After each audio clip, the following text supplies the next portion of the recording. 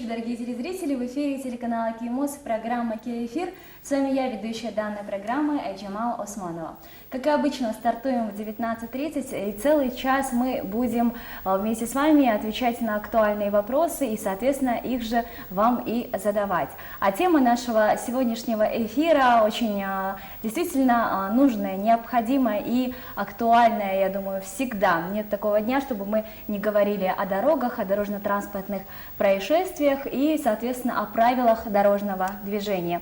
Именно о вышеобозначенных пунктах мы сегодня будем говорить. Присоединяйтесь к нам. Я думаю, что, возможно, некоторые из вас сейчас спешат посмотреть нашу программу, как раз-таки стоят в пробках, но, тем не менее, давайте будем в течение часа вместе присоединяться. У нас будет очень интересный сюжет, опрос, который мы провели на улицах города, поэтому, я думаю, программа будет весьма насыщенной. Партнер нашей программы – это компания «Шуро», родниковая вода «Легенда». А гостем у нас сегодня является общественный деятель, активист, зовут его Айбек Баратов. Я думаю, про этого человека многие из вас слышали. Добрый вечер, Айбек. Добрый вечер. Как ваше настроение? Отлично. Ну, рассказывайте, как вы сегодня добрались до нас? Что такого эдакого произошло на дороге? Сегодня такого ничего не произошло, потому что я находился не очень далеко, и сейчас уже более-менее там дороги разгружены, то есть это хорошо, что после 7. А если бы было бы после 6, то, скорее всего, наверное, я бы ехал долго. А так очень быстро доехал. Давайте поговорим о том, что изменилось в вашей деятельности активной с тех пор, как мы виделись. Я думаю, больше полугода прошло с нашего последнего эфира. Расскажите о том, какие достижения за последнее время у вас есть, какие проблемы решены и какие задачи поставлены. Ох, какие у нас проблемы. Ну, постепенно, в целом просто деятельность в виде в виде хобби такого, да, она продолжается постоянно, каждый день что-то замечается, что-то выкладывается, там делаются фотографии. Деятельность продвигается у нас через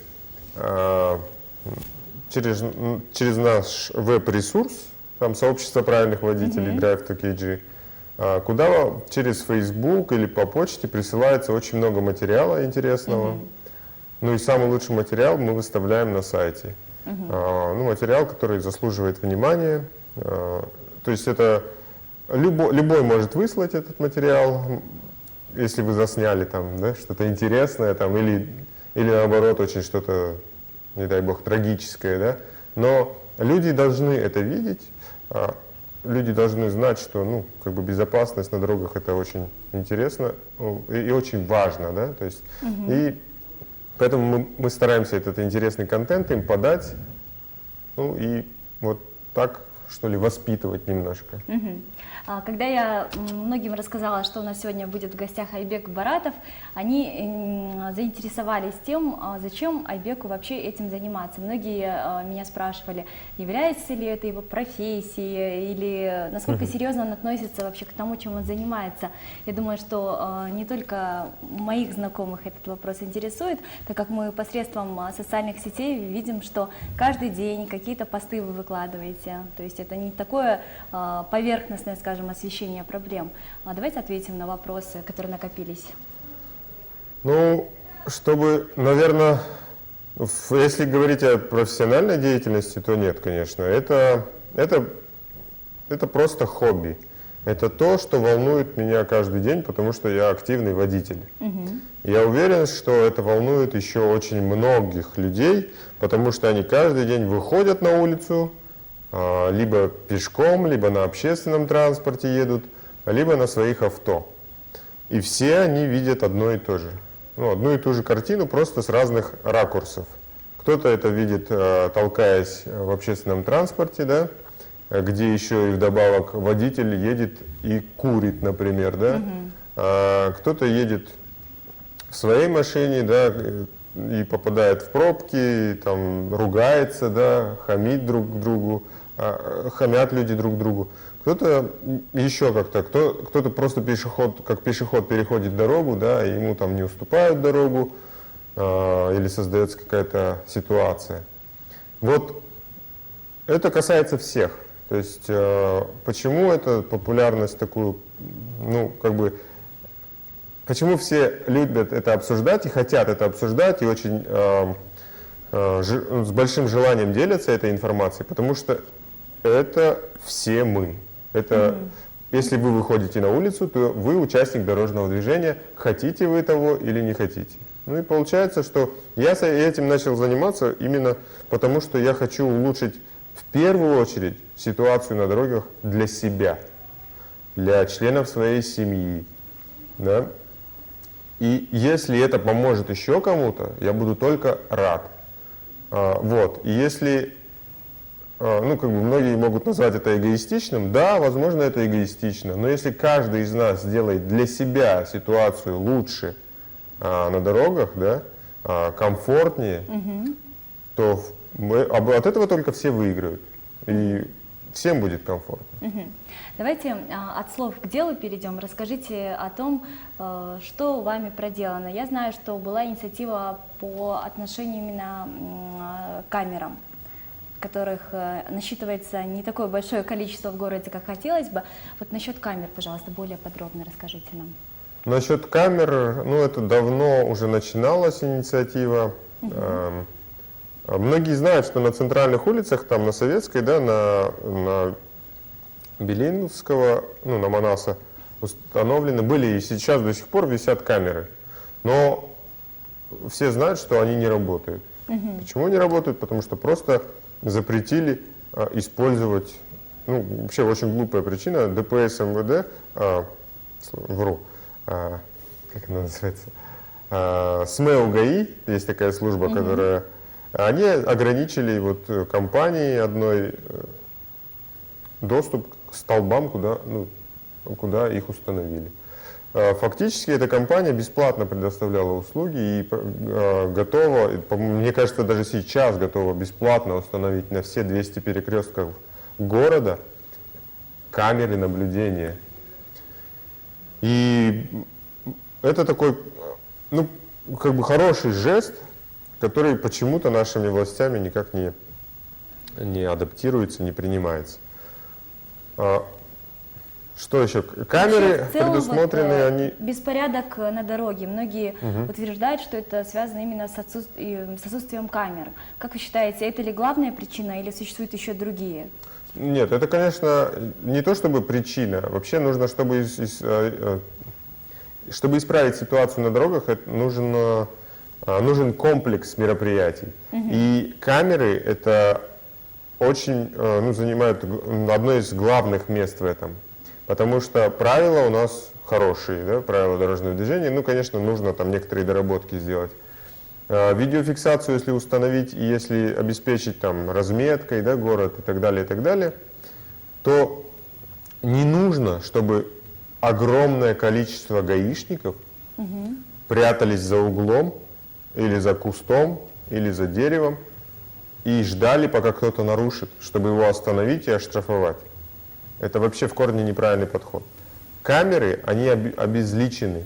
То есть камера, когда видит, что машина нарушает, переехала на красный свет, да, или пересекла двойную сплошную, или стоп-линию и так далее, ей без разницы, это будь то член правительства, депутат, министр, да, или простой гражданин.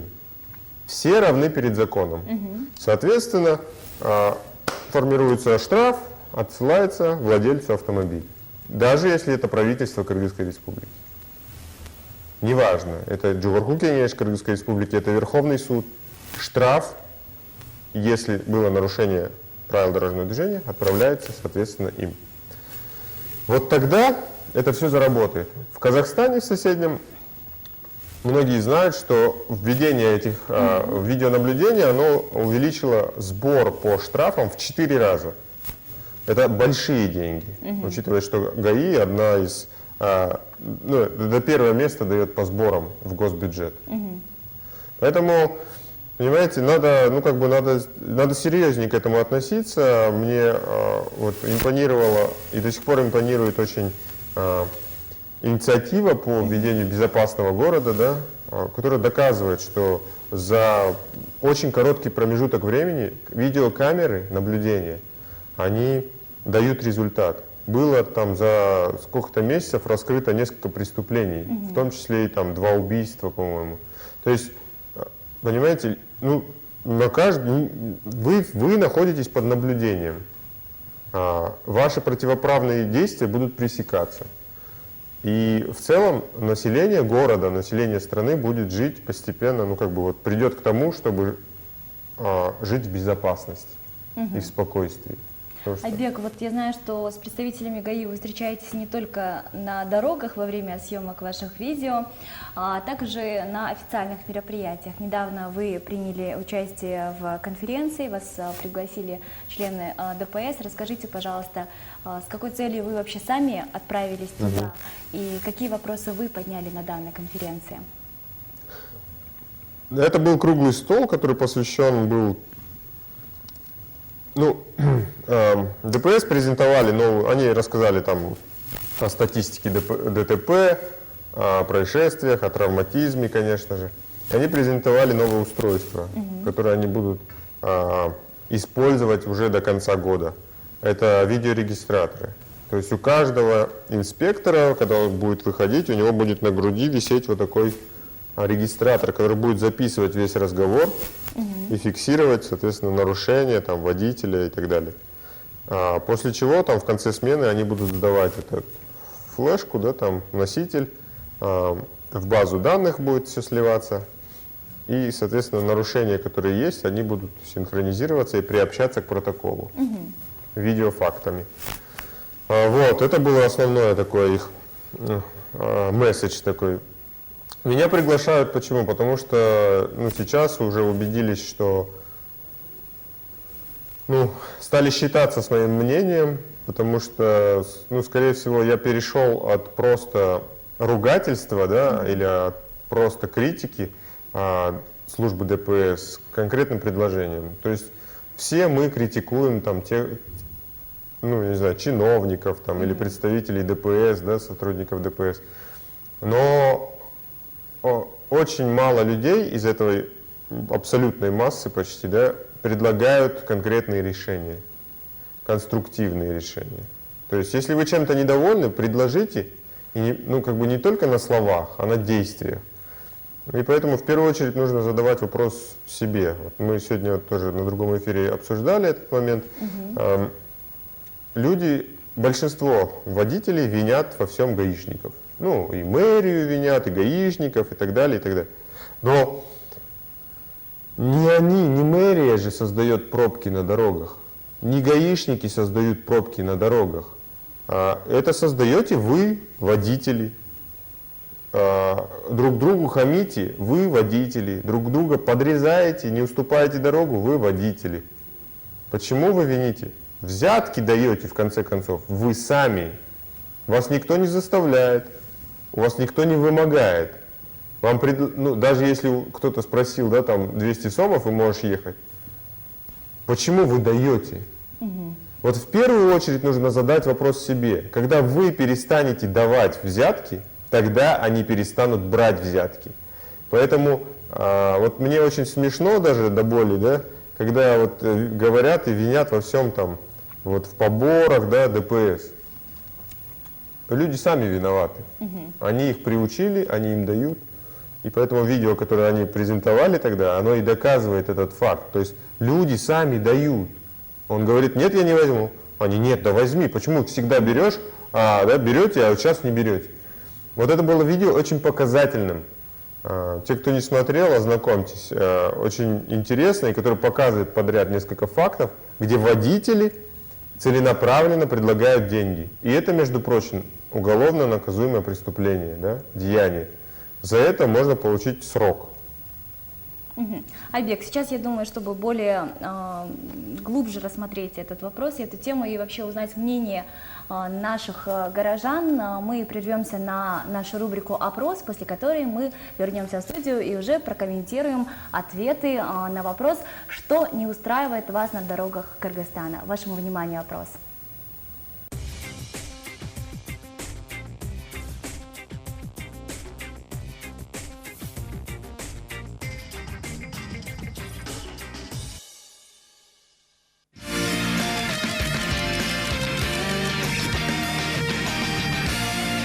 Как вы считаете, чего не хватает для безопасности на дорогах Кыргызстана? Какие ошибки распространенные? Я думаю, большинство ошибок зависит от самих граждан, которые не соблюдают правила дорожного движения. И, конечно, думаю, контроля побольше, пожестче, чтобы были, то есть за какие-то правонарушения обязательно были жестокие меры пресечения, да. Основное нарушение, ну как, я же говорю, культуры вождения нет. То есть люди уже настолько, не знаю, агрессивные, сигналят там, иногда выскакивают, дерутся, да. Ну, все-таки мы, наверное, считаю, живем в цивилизованном обществе. И такое поведение, наверное, говорит о целом состоянии общества, да. Когда, например, красный светофор, они стоит. Или когда люди уходят с дороги, пешеход, они стоит. Я очень мало вижу. То есть все нормально у нас? Да, я так думаю. Водители вот, не очень-то уважают пешеходов. Когда много людей переходят улицу, где нет знака, где нет светофора, должны пропустить пешеходов, я думаю. Было очень много ситуаций, когда я ехал на велосипеде и меня сбивали или задевали машиной. Пешеходы вот на Ожском базаре на красный свет переходят, так бесит это. Ну, когда дороги закрыты, тоже тупые тоже проезжают, когда нет дороги. Вот что еще сказать. Как сам водитель, тоже бесит иногда пешеходы, иногда водители сами. 50 на 50, можно сказать. И водители, и пешеходы тоже. Ну, чего не хватает? Не соблюдает, конечно, и водители, и пешеходы в свое время. Все такие нервные, стрессы на улицах. Вот. В Бишкеке, да, уже сейчас туристов очень много. А безопасность насчет, честно сказать, я вообще очень не люблю маршрутников, которые вообще нарушают правила. Ну, к ним относятся тоже личные водители. Не хватает лежачих полицейских, тем более пешеходов. Тем более есть тротуаров вообще, в принципе, по городу очень не хватает. Уважаемые родители, попускайте людей, особенно детишек.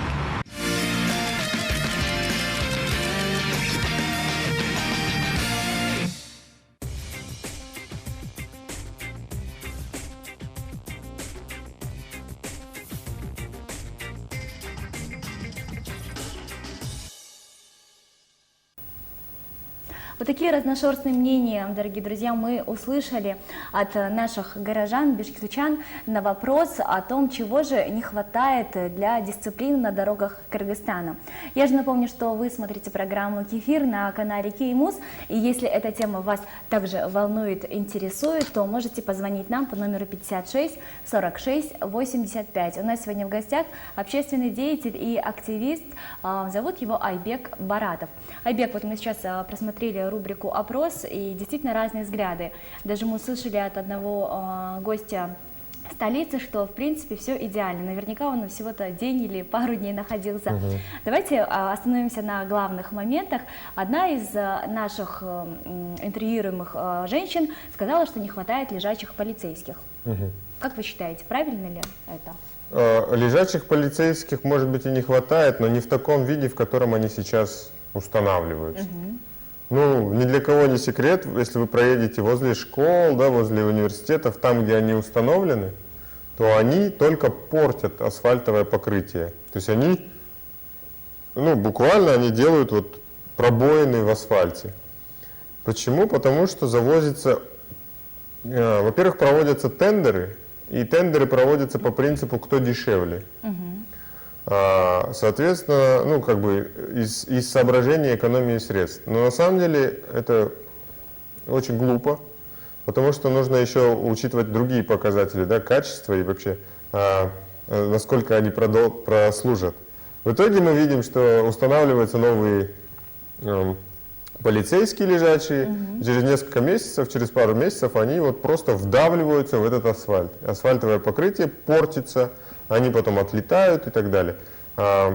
Ну вот о чем это говорит? О том, что у нас ну, не учатся на ошибках. Они вот из раза в раз делают одно и то же, одно и то же. очень плохого качества устанавливается. В других странах, да, ну, например, приведу пример Англии. Там не ставятся такие, там полицейские лежачие, они выполнены в виде бугра. Такого, не вот такого узенького, а такой серьезный метровый бугор. Притом, ну, как бы, если едешь плавно, он не чувствуется. То есть даже машина с низкой посадкой может легко проехать. При этом, если человек, ну, то есть водитель очень быстро передвигается, она серьезно ударит по ходовой части. Вот что нужно делать. И они не устанавливаются, они просто сделаны, вот асфальт кладут, они просто сделаны из асфальта. Бугорки такие. Поэтому вот здесь там можно говорить о эффективности, да? Здесь нет никаких дополнительных затрат, делается просто бугорок, когда делается асфальт. То есть дорога стелится, делается соответственные бугорки в каких-то определенных местах. Все, ничего сложного. Ну, у нас, все мы знаем, как бы, это пресловутая, да? Коррупция. Это то, что, ну, как бы все знают, как проводятся тендеры, как проводятся закупки государственные. Давайте еще на одном моменте остановимся. Это, опять же, излюбленная всеми тема маршрутного такси. О наглости и фривольничестве данного вида общественного транспорта упомянули и наши опрашиваемые бишкекчане. Что вы можете по этому поводу сказать? Вообще, можно ли как-то бороться с этим беспределом, который вытворяют водители? Вообще можно, такси? И давно нужно. Вот есть несколько там предприятий, да, к которым они относятся, там, те или иные маршруты. И вот они, получается, выходят на маршрут, выпускают на маршрут, вернее, зачастую водителей, которые, ну, не знаю, может быть, водили, но не в городе, да, не в условиях города. Поэтому они вот искренне не понимают, что такое стоп-линия и зачем она нужна. Например, я говорю, да? Потому что человек, который привык на протяжении десятков лет ездить вот так, без разметки, и не уважая, как бы, в принципе, ну, как бы, не отдавая отчет, он на самом деле, когда его останавливают за нарушение, он искренне уверен, что он делал это во благо пассажиров, потому что они хотят все попасть на работу, либо домой побыстрее. Он уверен, что он делает правильное дело. Ну да, нарушил, говорит, мелочь, да, какая-то. Ну ладно, выехал на встречку.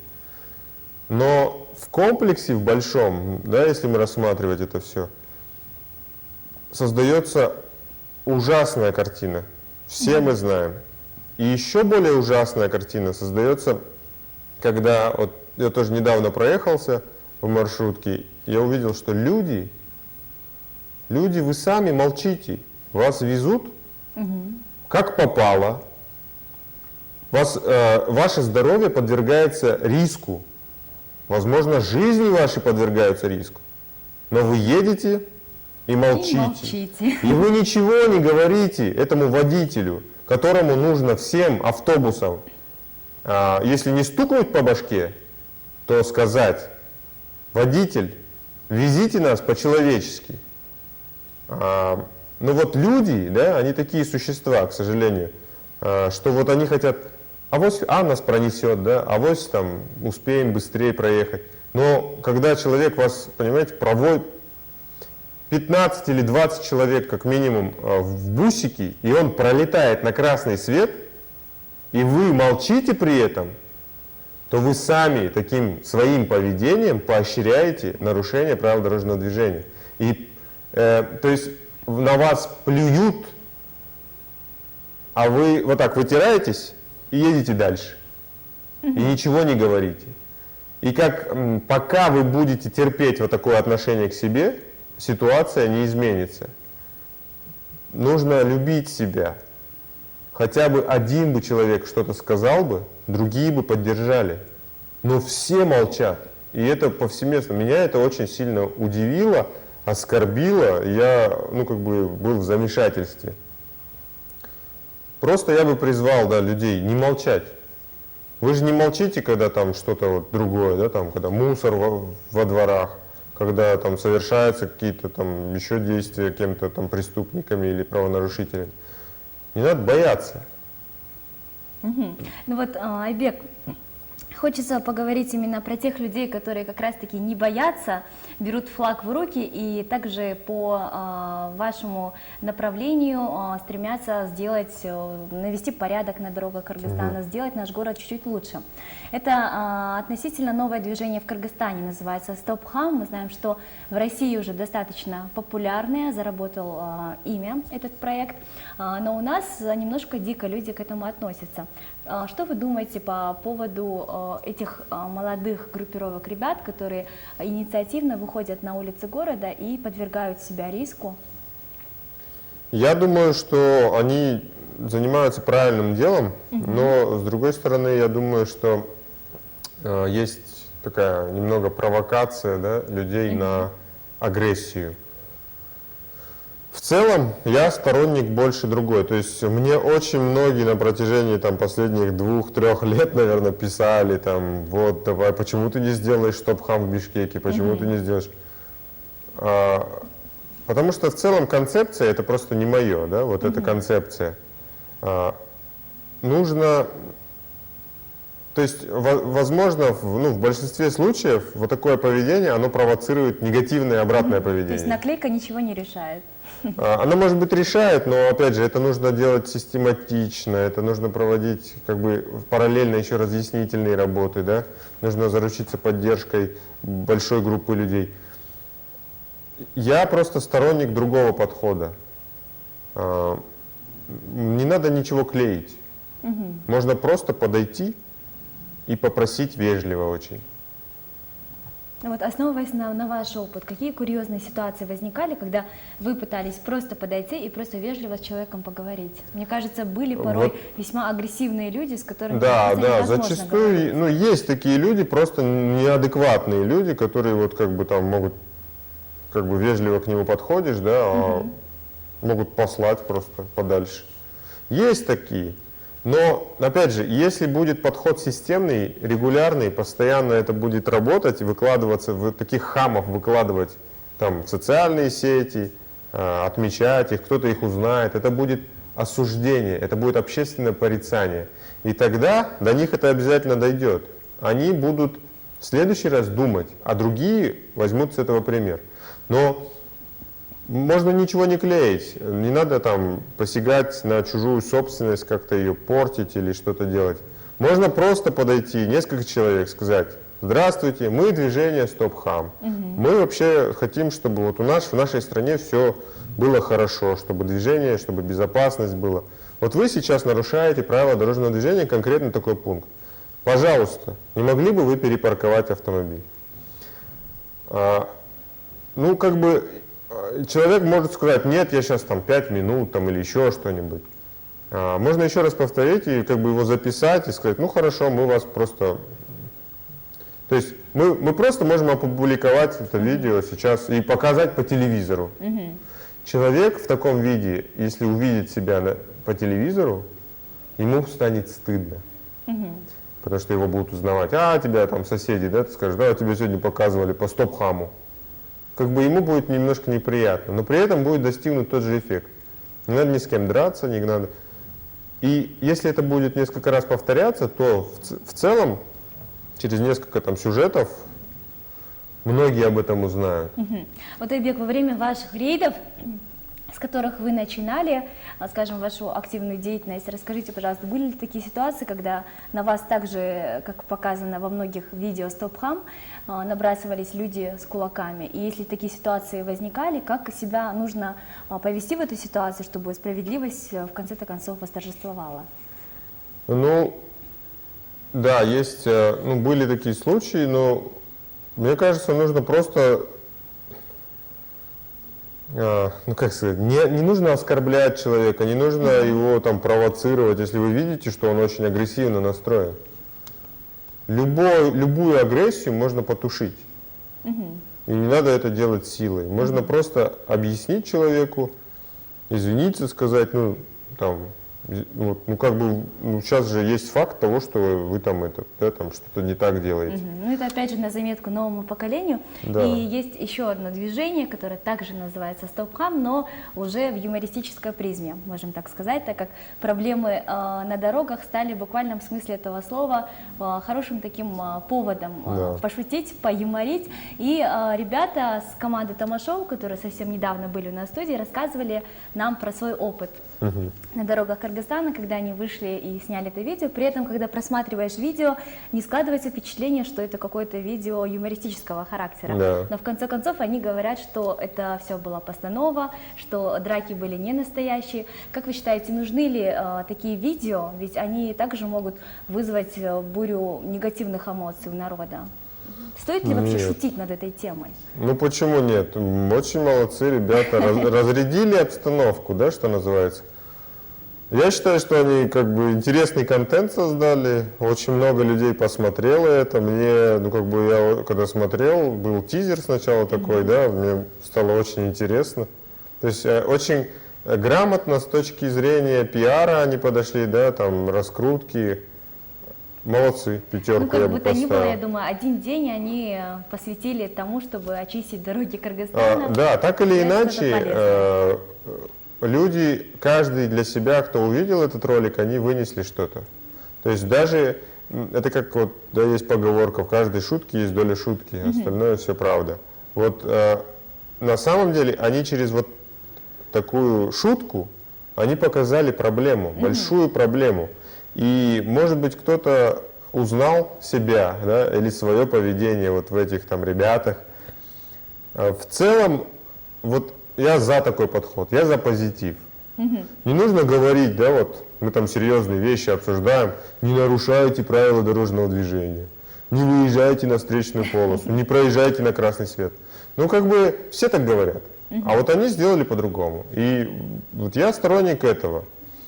И вот вспоминается, просто мы вот как бы из таких вот вещей, например, мы делали там смайлы на светофорах, да? То есть это было тоже интересно, это повисело там 1,5-2 дня, но это многие запомнили.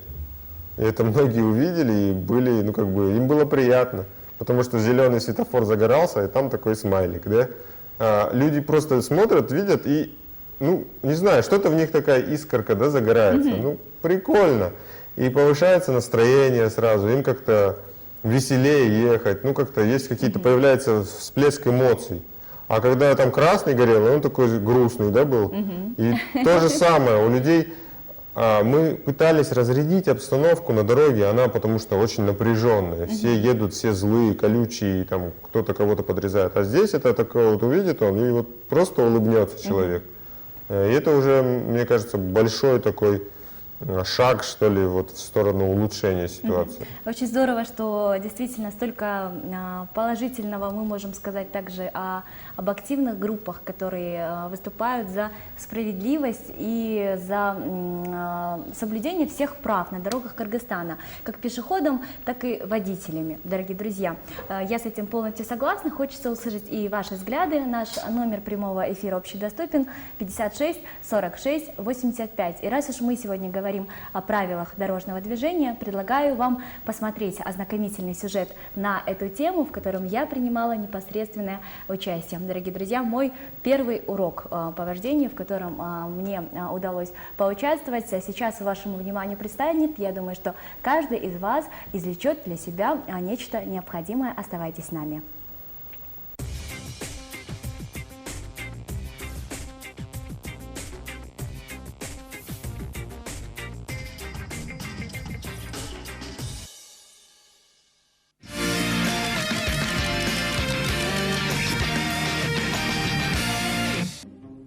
Многие утверждают, что культуры вождения как таковой в Кыргызстане не существует. Но это не есть повод для халатного поведения на дорогах. Первым шагом к освоению водительского ремесла, безусловно, является выбор профессионального инструктора. Наш выбор пал на Туратбека Сапаровича, преподавателя с 25-летним стажем за спиной. Ой, здравствуй, ученица хорошая моя. Я не знаю, у меня сегодня первое занятие, я не в курсе дел. Так. Сегодня я в таком внешнем виде. Вот. Вид красивый, конечно, но желательно на вождение, да, легкую обувь одевать, легкую в первую очередь. А так, в общем-то, пойдет. Или нужно было в спортивной одежде еще прийти? Спортивную одежду, как удобно. А обувь моя совсем не Обувь подойдет? нехорошая, не пойдет.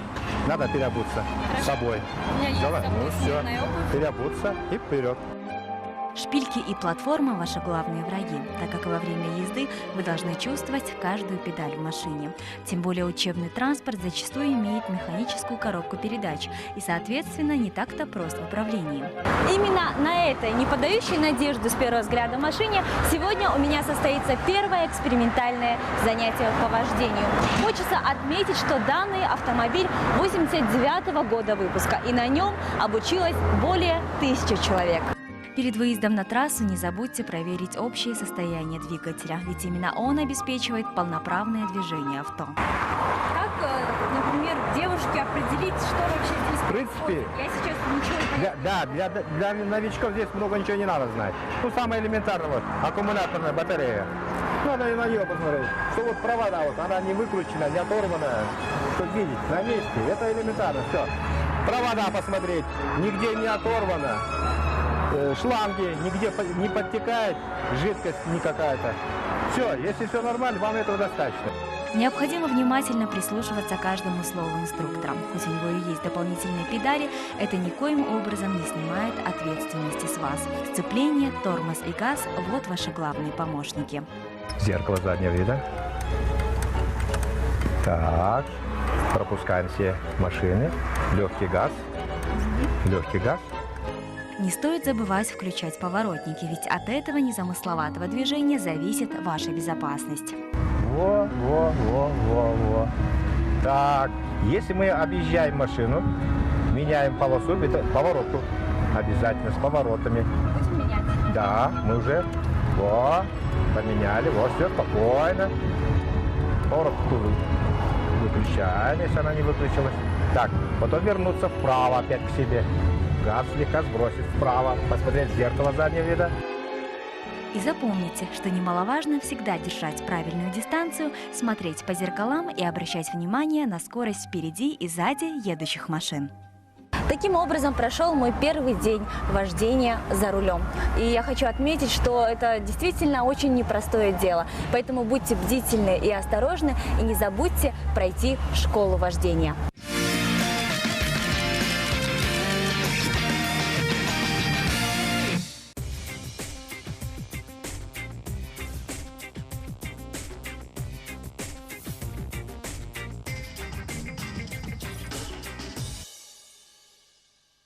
Мы продолжаем нашу программу. Напоминаю, что на ваших экранах телеканал Кей-Муз и программа «Кефир», которая выходит каждый день, каждый вечер, точнее говоря, и мы обсуждаем действительно насущные проблемы дня, можно так сказать.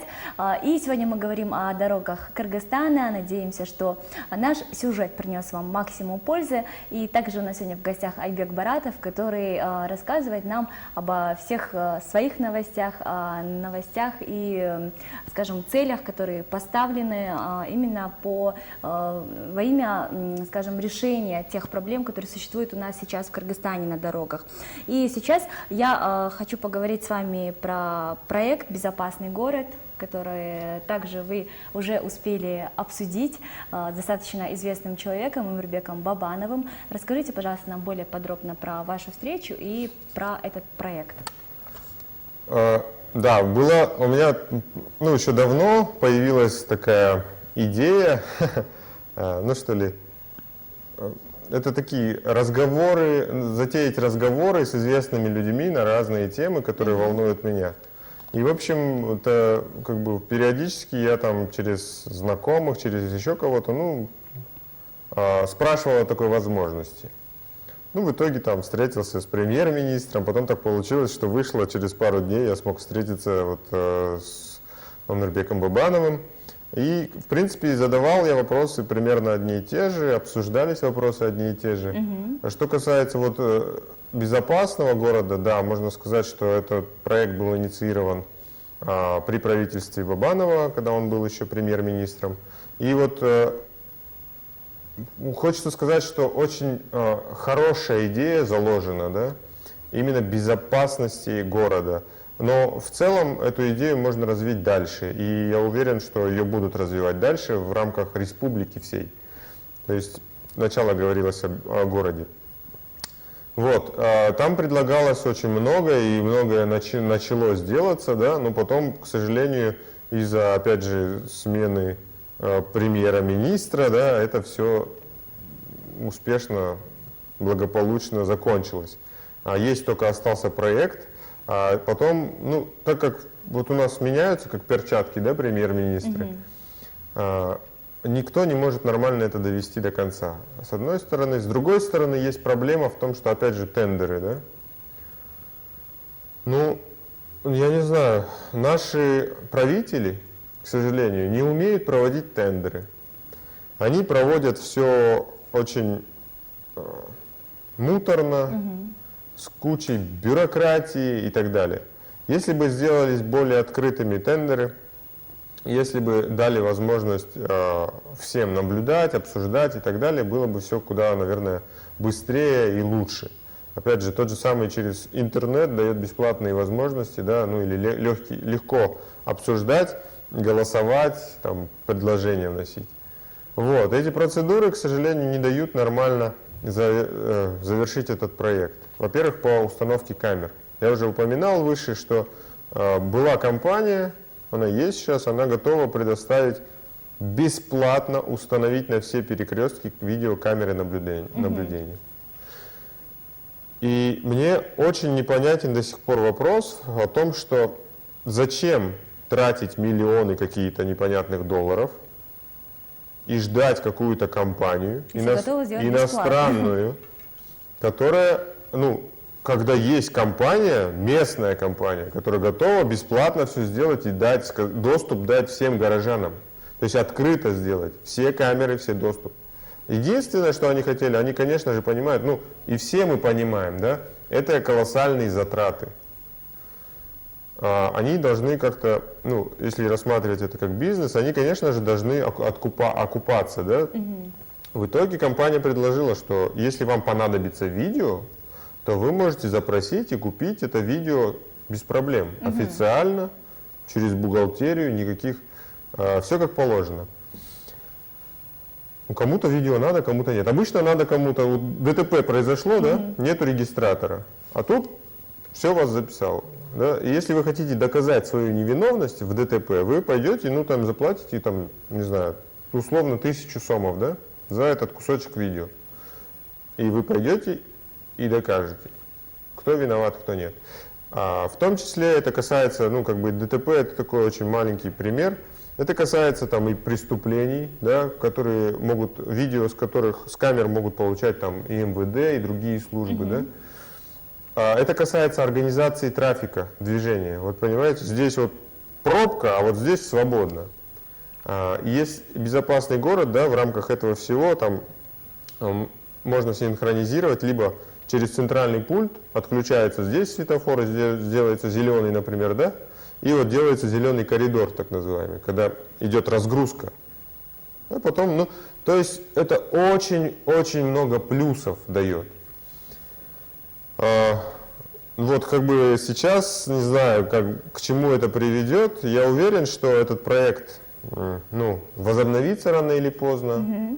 Будут это делать те люди, которые его начинали, или другие люди, я не знаю, но хочется, мне кажется, все-таки это должны реализовывать проект, должны авторы проекта. То есть те, кто его предлагал изначально, те, кто его качал, но я имею в виду, там, конечно, группа людей, да, ну вот при правительстве, опять же, Омирбека Токтогуловича Бабанова. Скажите вот, пожалуйста, каково мнение было Омирбека Бабанова, когда вам довелось с ним пообщаться? Действительно ли волнует его этот вопрос, или он очень. С точки зрения нейтралитета? Я, кстати, очень удивился, и как бы вот я задал вопрос ему простой.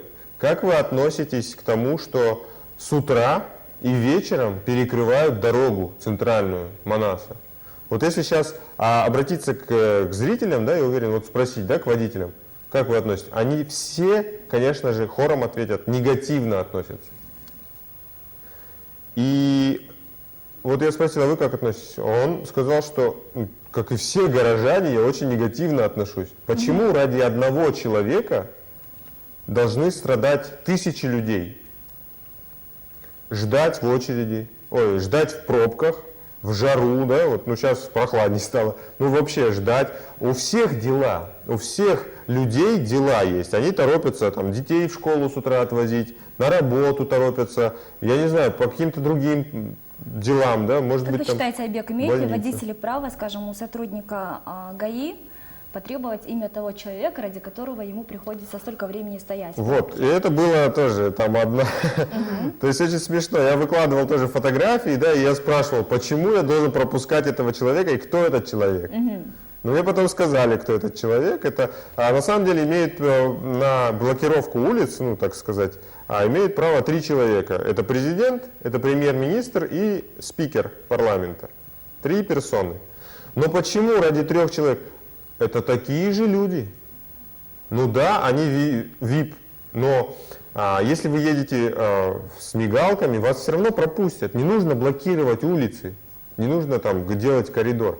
И вот Омирбек Токтогулович сказал, что он против был. Более того, во время своего премьерства он отказался.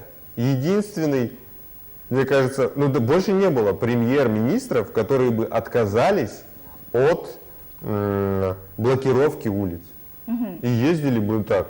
И я как бы вспомнил, потом поднял факты, на самом деле было так. Айбек, действительно очень интересно. Я думаю, мы продолжим обсуждение данного вопроса после небольшой рекламной паузы. Оставайтесь вместе с нами. Ну что ж, до конца нашей программы «Кефир» остаются считанные минуты. Напомню, что тема часа сегодня – это безопасность в городе, безопасность в стране, а именно на дорогах Кыргызстана. Присоединяйтесь к нам, хотя остаются считанные минуты. Я думаю, что в эти минуты будут сказаны как раз-таки те важные и стимулирующие слова, услышав которые, вы обязательно задумаетесь о своих ошибках. Айбек Баратов у нас сегодня в гостях, общественный деятель. И Айбек, в принципе, мы уже обсудили все то, что было уже проделано. Сейчас хочется немножко узнать о ваших планах ближайших на будущее. На будущее, ну, планов, как у всех, наверное, людей, спешащих жить, наслаждающихся жизнью, планов очень много. Хочется, ну, как бы в долгосрочной перспективе хочется много путешествовать, хочется растить детей, да, семью. Ну, если говорить о ближайших планах, то есть очень интересные, ну, по моему мнению, проекты, которые были бы не только интересны мне, но и всем горожанам. Во-первых, это проект, который называется «Социальные инвестиции», где люди, любой из нас, живущий в Кыргызстане либо за рубежом, может, ну, что ли, в копилку там ложить по любой сумме. И эта копилка будет абсолютно прозрачная, все данные будут выводиться в онлайн-режиме, будут показываться сколько. И будут люди, которые как бы денежки ложат каждый месяц там, или неделю, они будут иметь право голоса. Право голоса дает возможность выставить свою идею, свой проект и обсуждать его. Соответственно, вот выделяются какие-то там... Мы в городе хотим сделать детскую площадку, мы хотим сделать там переход, мы хотим здесь покрасить зебру, да? Мы хотим еще что-то сделать, улучшить город, там лампочки вкрутить где-то. Если за это проголосует большая часть пользователей, да, то, соответственно, мы берем и делаем этот проект. И делаем это для города, для страны, для района, для улицы и так далее. Скажите, вот насчет финансирования подобных проектов. Вообще поддерживаются ли такие инициативы государством? Сейчас, да, мне очень радует, что есть агентство развития города в Бишкеке, да, и они очень открыты, равно как и мэрия, в принципе. Ну, конечно, у них своих проблем хватает с мусором и с другими делами, но есть, да, государственные чиновники, которые, в принципе, открыты к этому, к обсуждению, и, по крайней мере, они могут чем-то и хотят помогать. Ну, хотя бы там информировать, да, через свои каналы и так далее, выступать партнерами там, и так далее. Но я уверен, что очень много граждан наших, ну, не могут или в силу занятости, или еще каких-то причин, не могут физически, да, там что-то сделать, но они готовы помочь денежкой. Единственная проблема в краудфандинге – это прозрачность. Потому что я уже с этим сталкивался, говорят, там, Айбек, ты там положишь половину себе в карман, да, и так далее. Нет, я из этого фонда хочу официально получать зарплату, фиксированную. Фиксированную зарплату получать, все будут это видеть, что у меня зарплата какая, да. Ну, то есть и моя деятельность при этом будет открыта для всех. Я считаю, что любой человек может присоединиться там, ко мне, да, вот есть еще единомышленники. Мы можем это делать вместе. И все прозрачно. Мы будем делать отчеты, все это будет в онлайне, на сайте, в Фейсбуке там, и так далее, и так далее. Любой человек имеет право там, прийти и проверить там, ну, вот, как бы нашу деятельность, если есть сомнения. А в остальном всем просто есть идея развивать город, в первую очередь. Сотрудничество открыто, одним словом. Да, развивать. Ну давайте, зачем от кого-то что-то скрывать? У нас общие цели. Надо вокруг этих целей объединяться. И, конечно же, все жалуются, всегда мэрия жалуется, государство жалуется. У нас нет денег, но у нас нет денег. Нас 6 миллионов в ноябре будет. И если каждый человек, ну ладно, не каждый, если половина людей в год даже, в год даст по сому, это будет 3 миллиона сомов. 3 миллиона сомов – это достаточная сумма в год, я не говорю в день или в месяц, в год по сому они дадут. Это хватит, чтобы сделать несколько проектов в рамках города, республики, района и так далее. Очень много проектов можно на эти деньги сделать. И я уверен, что люди найдутся, которые будут скидывать по сому, по 2, по 100, по 50, я не знаю, по 500. Я думаю, это как раз-таки на заметку всем нашим зрителям, которые нас сегодня смотрели, и, возможно, вас заинтересовали или заинтересуют подобные проекты. С нами сегодня был Айбек Баратов, общественный деятель и активист. Айбек, сейчас у нас рубрика «Свободный микрофон», и в адрес телезрителей пару слов, пару пожеланий. Ну, хочется сказать, что вот мы сейчас всегда в таком сотрясении находимся, да, у нас сейчас начинается там предвыборная гонка, много обещаний, много того, много этого. Хочется обратиться ко всем зрителям с тем, с посланием каким-то таким, чтобы вы верили, во-первых, в страну, верили и делали что-то для улучшения нашей страны, верили в себя. Не нужно никогда говорить, что один в поле воин. Один в поле, вернее, не воин, да? Один в поле воин, и этот один можете быть вы. Поэтому вставайте, делайте, предлагайте, боритесь с несправедливостью, не бойтесь ничего. Вот сейчас мы как раз-таки, наша страна, мы находимся в периоде таком развития. Вот нам нужен только толчок. И этот толчок – это мы, почти нас 6 миллионов граждан, мы можем это все сами сделать. Вот. Я как бы за то, чтобы мы все объединялись в рамках позитива, мы все были настроены. Верьте только делам, я бы сказал, да, а не словам. И делайте дела, а не болтайте. Вам же спасибо, Айбек, за те слова, которые были сегодня сказаны, и за те дела, которые были уже сделаны и планируются вами в совершении. Поэтому мы пожелаем вам удачи, успехов, будем вас ждать вновь. Я думаю, что на все актуальные вопросы мы сегодня с вами дали ответы. И также всем нашим телезрителям за внимание я выражаю благодарность. С вами была я сегодня, Айджамал Осмонова. Встретимся мы вновь с понедельника в 19:30 на канале Кеймус. Оставайтесь вместе с нами. Партнер нашей команды — это компания Шаро, родниковая вода «Легенда». Впереди еще масса всего интересного, поэтому смотрите телеканал Кеймус. Доброго вечера всем!